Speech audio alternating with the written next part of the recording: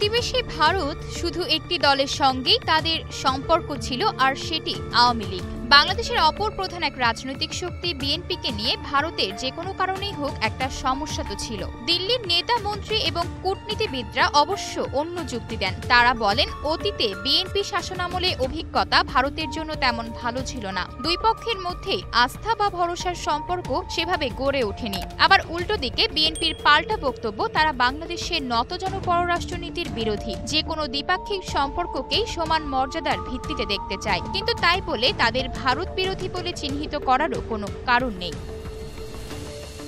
2014 সালে যখন নরেন্দ্র মোদীর নেতৃত্বে বিজেপি প্রথমবারের মতো ভারতের ক্ষমতায় আসে, বিএনপির ধারণা ছিল কংগ্রেসের সঙ্গে আওয়ামী লীগের প্রায় ঐতিহাসিক একটা সুসম্পর্ক রয়েছে। তাদের শাসনের অবসানের পর দক্ষিণপন্থী বিজেপির সঙ্গে বিএনপির মধ্যে একটা নতুন সমীকরণের সূচনা হতে পারে। তবে প্রাথমিকভাবে তাতে দিল্লির দিক থেকে কিছুটা ইতিবাচক সাড়া মিললেও শেষ পর্যন্ত কিন্তু সেই সম্পর্ক সেভাবে গড়ে ওঠেনি। কারণ প্রায় খুবই স্বল্প সময়ের মধ্যেই জমাট বেঁধেছিল নরেন্দ্র মোদী আর শেখ হাসিনা পার্সোনাল কেমিস্ট্রি বা ব্যক্তিগত রসন। মজবুত হয়েছে দুই দেশের সরকারের সম্পর্ক।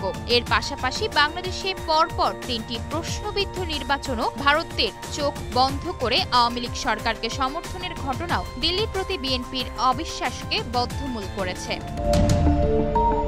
দিল্লিতে রাজনীতি, নিরাপত্তা বা কূটনীতির পর্যবেক্ষকরা মনে করছেন, ভারতের বিশেষ কয়েকটি দাবি বা প্রয়োজনে যদি বিএনপি ইতিবাচক সাড়া দেয়, তাহলে ভারতের দিক থেকেও বন্ধুত্ব ও সহযোগিতার হাত বাড়াতে কোনো অসুবিধার থাকার কারণ নেই। ঢাকায় নিযুক্ত ভারতের সাবেক হাই কমিশনার রিভা গাঙ্গুলি দাস অবশ্য অনেকটা জোর দিয়েই বলেছেন, বিএনপির সঙ্গে ভারতের এতকাল কোনো যোগাযোগ ছিল না। এই কথাটা মোটেও সঠিক নয়। দীর্ঘদিন ঢাকার ভারতীয় দূতাবাসে কাজ করেছেন পররাষ্ট্র মন্ত্রণালয়ের এমন একজন সিনিয়র কর্মকর্তা রসিকতা করে বিএনপিকে ডাকে ভারতের নারাজ পার্টি নামে। আসলে ভারতের সাউথ ব্লকে একটা বিশ্বাস আছে যে বিএনপির ডিএনএতেই আছে ভারত বিরোধিতার রাজনীতি, আর দলটার রাজনৈতিক উত্থানের পেছনেও এর একটা বড় ভূমিকা রয়েছে। কিন্তু ভোটের সময় বিএনপি যে রাজনীতি করুক, নির্বাচনে জিতে ক্ষমতায় এলে তাদের প্রতিবেশী ভারতকে নিয়ে অনেক বাস্তববাদী মনোভাব নিতে হবে বলেই ভারতে অনেকে মনে করেন। আর সেই বিশ্বাসটাও দুই পক্ষের মধ্যে এখন থেকে একটা সম্পর্কের সেতু করার কাজ করে রাখছে।